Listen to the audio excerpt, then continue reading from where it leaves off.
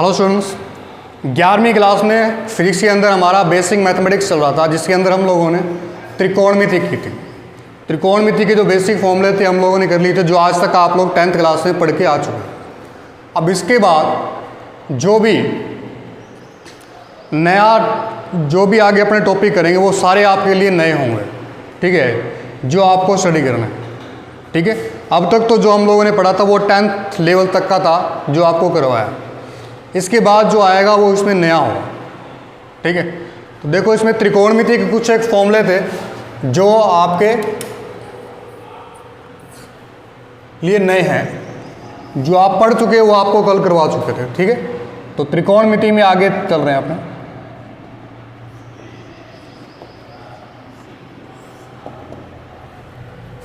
इसमें कुछ एक फॉर्मूले है वो देख लो आप। ठीक है, a प्लस बी, इसके फॉर्मूले देखो। पहले 2 थीटा का देखो, साइन 2 थीटा, इसका फॉर्मूला होता है 2 साइन थीटा कॉस थीटा। ठीक है, या tan के रूप में इसका होता है 2 tan theta 1 minus tan square theta. Cos 2 theta, इसका क्या होता है cos square theta minus sine square theta. ठीक है, या इसका एक formula 2 cos square theta minus 1, या इसका 1 माइनस 2 साइन स्क्वायर थीटा। ठीक है, अगर tan के रूप में इसका फॉर्मूला देखो तो 1 minus tan square theta 1 plus tan square theta, plus आएगा। ठीक है, तो ये फॉर्मूला हो जाएगा इसका। इसके बाद नंबर 3 tan 2 थीटा, इसका फॉर्मूला क्या होता है 2 tan theta 1 minus tan square theta. तो ये कुछ एक नए फॉर्मूले आपके लिए जो आपको ध्यान में रखने हैं, इसको 11th क्लास में मैथ में पढ़ोगे आप। इसके बाद 3 थीटा के फॉर्मूले आते हैं। ठीक है, साइन 3 थीटा,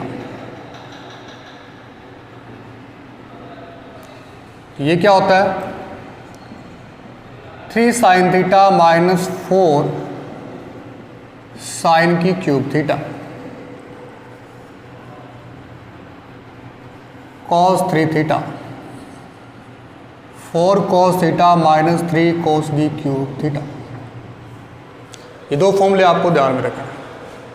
ठीक है, इसके बाद a प्लस माइनस बी के जो फॉर्मूले हैं वो देखो क्या है। फॉर्मूला होता है साइन a प्लस बी, ये होता है sine a cos b plus cos a sine b. यहाँ प्लस है तो यहाँ प्लस आ गया, अगर यहाँ माइनस है तो यहाँ क्या आ जाएगा माइनस। दूसरा cos a plus b, cos a cos b minus sine a sign.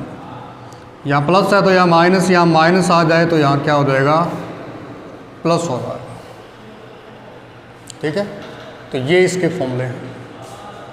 अब ए बी फॉर्मूले और देख लो आप, ये क्या होते हैं।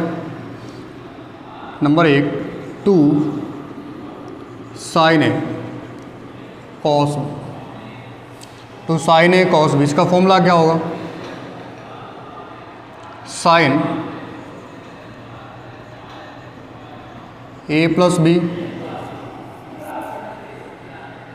प्लस साइन ए माइनस बी। दूसरा 2 कोस ए साइन बी, साइन ए प्लस बी माइनस साइन ए माइनस बी। ठीक है, ये कई बार यूज हो जाता है, ये 2 ही याद रखो बस आप। ठीक है, आगे कोस वाले नहीं आएंगे, आप लोग लिखना चाहो तो लिख लो इसको। 2 कोस ए कोस बी इसको cos A plus b plus cos A minus b, ये तीन फॉर्मूले ध्यान रख लो बस, ठीक है। ये होता है। अब एक CD रूल और होता है इसमें, वो आप ध्यान रखोगे। CD रूल क्या होता है? Number 1 sine C plus sine D। देखो यहीं से बने हुए हैं sine C plus sine D, तो ये क्या हो जाएगा? 2 साइन C प्लस D बटे 2 cos C माइनस D बटे 2, sine C minus sine D, 2 sine 2 cos C plus D by 2 C minus D by 2, cos C plus cos D, 2 sine C plus D by 2 C minus D by 2, ठीक है। चौथा और लिखना चाहो तो लिख सकते हो cos C minus cos D minus लगा दो 2 C plus D by 2 C minus D by 2। ये कुछ एक एक्स्ट्रा फॉर्मूले जो त्रिकोणमिति में आपको पढ़ने होते हैं, ठीक है, जो आप 11वीं क्लास में पढ़ोगे इसको थोड़ा सा याद रख लेना आपको, ठीक है। ये 3 टाइप के फॉर्मूले हैं, 1, 2 और 3, ठीक है, जो आपको ध्यान में रखें। तो ये आपके एक्स्ट्रा फॉर्मूले हो गए जो त्रिकोणमिति आपको पढ़ने हैं कि sine 2 theta 2 sine theta cos, ये कई बार यूज हो जाते हैं। tan के रूम में 2 tan theta 1 plus tan square theta, cos 2 theta cos square theta minus sine square theta, या 2 cos square theta minus 1 1 minus 2 sine square theta 1 minus tan square theta 1 plus tan square theta. tan 2 theta क्या होता है? 2 tan theta 1 minus tan square theta. 3 theta में sine 3 theta 3 sine theta minus 4 sine की cube theta, cos theta 4 cos theta minus 3 cos की cube theta, ठीक है। a plus b a minus b के ये फॉर्मूले होते हैं, ठीक है। तो इस प्रकार से आपको त्रिकोणमिति के अंदर ये फॉर्मूले ध्यान रखें, ठीक है। ये आपकी ट्रिग्नो होगी कंप्लीट। देखो ये बेसिक से फॉर्मूले हैं जो आपको लर्न करने हैं। इसको आप डेली का एक ब्रांच के पढ़ लिया करोगे, त्रिकोणमिति के पढ़ लिए, कभी ज्यामिति के पढ़ लिए, तो याद हो जाएंगे आप, ठीक है। फिर आगे कोई दिक्कत नहीं आएगी। अब नया जो अपने पास टॉपिक है वो है अवकलन।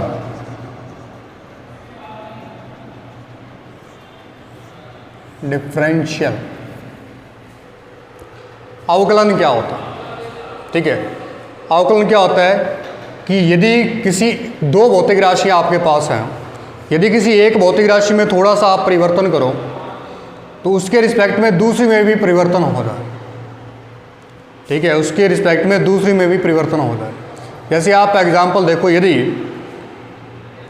पेट्रोल के रेट बढ़ते हैं, जो बढ़े हुए आपको पता ही है, पेट्रोल के रेट बढ़ते हैं तो ट्रांसपोर्ट का जो रेट है वो क्या होता है? बढ़ जाता है। रेट किसके बढ़े? पेट्रोल के, ठीक है। तो उसकी जो इफेक्ट है वो ट्रांसपोर्ट पर पड़ा। जैसे ट्रांसपोर्ट में आपका फ्रूट आ रहे हैं तो उसके रेट में फ़र्क पड़ जाएगा, दूध आ रहा है तो उसके रेट में फ़र्क पड़ जाएगा, ठीक है। बाहर से सब्जियां आ रही हैं तो उसके रेट में फ़र्क पड़ जाएगा। देखो आप पेट्रोल और डीजल महंगे हुए तो आज सब्जी फल फ्रूट सब चीज़ें महंगी होगी, कारण क्योंकि एक चीज़ का इफेक्ट दूसरी पे पड़ता है, ठीक है। तो इसमें देखो क्या होता है, मान लो 2 राशियाँ आपके पास है x और y, x और y। यदि x में परिवर्तन करें अपने डेल्टा x, डेल्टा का मतलब अल्प परिवर्तन, तो y में जो परिवर्तन होगा वो क्या होगा? डेल्टा y, ठीक है। तो आप इसको क्या लिख सकते हो? डेल्टा y बटे डेल्टा x, जो इसमें परिवर्तन, ठीक है। अब डेल्टा x जो है वो नियर अबाउट है जीरो के, बहुत ही कम परिवर्तन। तो इसको आप लिख सकते हो डी वाई अपॉन में डी एक्स। ये इसको क्या बोला जाता है, y का x के सापेक्ष अवकलन, इस y का x के सापेक्ष में अवकलन। अगर मैं यहां लिख दूं डी वाई बटा में डी थीटा, तो इसको क्या पढ़ोगे आप, y का किसके रिस्पेक्ट में, थीटा के सापेक्ष में अवकलन। अगर मैं यहां लिख दूं डी वाई बटे डी टी, तब आप इसको क्या पढ़ोगे, y का t के सापेक्ष में अवकलन। अगर मैं यहां लिख दूं डी वाई बटे डी जेड, तो आप इसको क्या पढ़ोगे, y का z के सापेक्ष में अवकलन। अगर इसी को ये लिख दिया जाए कि डी एक्स अपॉन में डी वाई, अब इसको क्या पढ़ोगे, x का y के सापेक्ष परिवर्तन।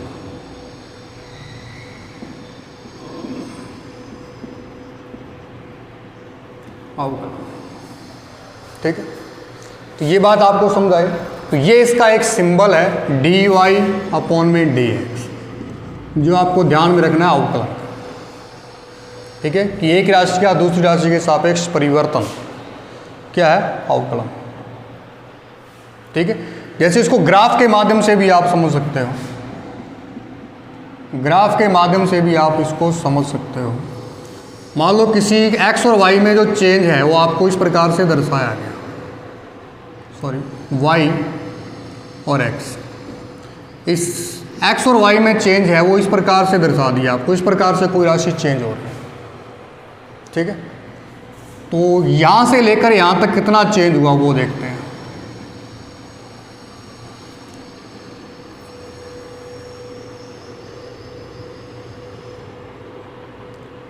यहाँ से लेके यहाँ तक इस पॉइंट के कोऑर्डिनेट अपने मान लेते हैं x1 y1, इसके मान लो x2 y2। ठीक है, अब इसको मिलाओ आप, ये हो जाएगा। ठीक है, अब इसमें टेंजेंट खींचो आप, ये बहुत ही छोटा परिवर्तन है तो इसको थीटा मान लेते हैं। ये जो चेंज है ये इसमें x में डिफरेंस है वो कितना आएगा, ये तो कितना है x1, ये कितना है x2, ये कितना है y1, ये कितना है y2। तो डिफरेंस इसमें डेल्टा x क्या होगा, x2 माइनस x1, और डेल्टा y क्या होगा, y2 माइनस y। अब ये जो एंगल बन रहा है, इस पे टेंजेंट पे जो एंगल बन रहा है थीटा, ये वाला थीटा, ये थीटा, इसमें और इसमें संबंध देखो क्या होता है, इसमें और इसमें संबंध, ये क्या बन गया, एक समकोण त्रिभुज बन गया 90 डिग्री पे। ठीक है, 90 डिग्री पे समकोण त्रिभुज बन गया, तो इसमें और इसमें संबंध क्या होता है, tan थीटा। तो tan थीटा बराबर लंब बटे आधार, तो tan थीटा बराबर इसको क्या लिख सकते हो आप, डेल्टा y बटा में डेल्टा x। ठीक है, तो डेल्टा y आपको पता ही है, y2 माइनस y1 है, x2 माइनस x1, यानी कि चेंज है, ये y में परिवर्तन, ये x में परिवर्तन। अब ये चेंज यदि बहुत ही कम हो, अगर ये चेंज बहुत ही कम हो तो इसको आप क्या लिख सकते हो, dy बटा में dx, यही इसका होगा। ठीक है, तो इसको ग्राफ के माध्यम से भी आप समझ सकते हो कि अवकलन क्या होता है। ठीक है, इसके कुछ पर्टिकुलर फॉर्मूले हैं जो आपको ध्यान में रखने हैं, एक बार फॉर्मूले याद हो गए तो आपको अवकलन आना स्टार्ट हो जाएगा। ठीक है, तो आज आपको बेसिक से फॉर्मूले मैं आपको बता रहा हूँ इसके जो हैं, और आपको ध्यान में रखना।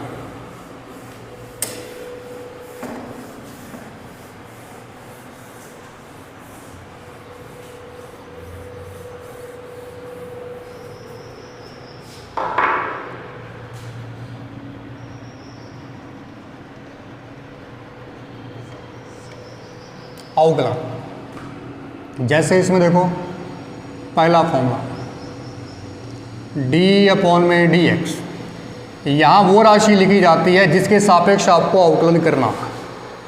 ठीक है, जैसे मैंने यहाँ लिख दिया कोई कांस्टेंट है, क्या है, कोई कांस्टेंट है, तो इसका अवकलन कितना हो जाएगा, 0। एग्जाम्पल यदि आप लोग जो भी नंबर है आपके पास, अगर 5 का अवकलन करना है x के सापेक्ष तो वो कितना होगा, 0। कोई भी संख्या का यदि आप किसी वेरिएबल के रिस्पेक्ट में अवकलन करते हो तो वो कितना होता है, 0। ठीक है। नंबर 2, d/dx x की पावर n, x की पावर n हो जाए तो इसका डिफरेंशियल का फॉर्मूला होगा n x की पावर n माइनस 1। एग्जाम्पल हो d/dx x की पावर 5, तो क्या करोगे, n यानी कि 5 को तो आगे ले आओगे, ऊपर 5 माइनस 1 तो कितना हो जाएगा, 5x की पावर 4। यानी कि x की पावर के रूप में यदि आपके पास आ जाए तो आप क्या करोगे कि जो पावर है उसको आगे ले आओगे और एक कम पावर करके ऊपर लिख दोगे डायरेक्ट। जैसे देखो d/dx x की पावर 7 है तो 7 को आगे लिख दोगे और x की पावर 6 एक कम करके लिख दो। d/dx x की पावर मान लो 9 है आपके पास, तो इसको क्या लिख दोगे, 9x की पावर 8। आगे लिखनी है पावर आपको, उसके कम एक करके ऊपर लिखनी है। जैसे d/dx x की पावर 100, इसका क्या होगा, 100 x की पावर 99। ये डिफरेंशियल होता है, बात समझाई। तो x की पावर n का फॉर्मूला आपको ध्यान में रखना, ठीक है। अगर हम इसी के साथ देखें dx/dx, इसकी वैल्यू होती है 1। तो x की पावर n का ही फॉर्मूला लगाया आपने, यहाँ देखो, अगर लगा के देखो ऊपर पावर कितनी थी, 1 थी, 1 को आगे ले, अब 1 कम करनी होती है, 1 माइनस 1 0, किसी की पावर 0 कितनी होती है, 1 होती है, तो 1 बच गया, x की पावर n के फॉर्मूले से ही लग जाएगा, ठीक है। और देखो √x आ गया जैसे आपके पास, इसको क्या लिख सकते हो, x की पावर 1/2। अब आपके पास ये कंडीशन बन गई, n पावर है, n कितनी है देखो, तो सब भाई पहले 1/2 को आगे ले आए, फिर आपने -1 कर दिया, तो ये क्या हो गया, 1/2 x की पावर 1/2 से -1 गया तो माइनस का 1/2, या आप इसको डायरेक्ट 1/2 √x भी लिख सकते हैं, ठीक है। इस प्रकार से x की पावर n के फॉर्मूले को आपको डील करना, ठीक है। इसके और आप एग्जाम्पल करोगे तो समझ जाओगे इसको, ठीक है। और देखो d/dx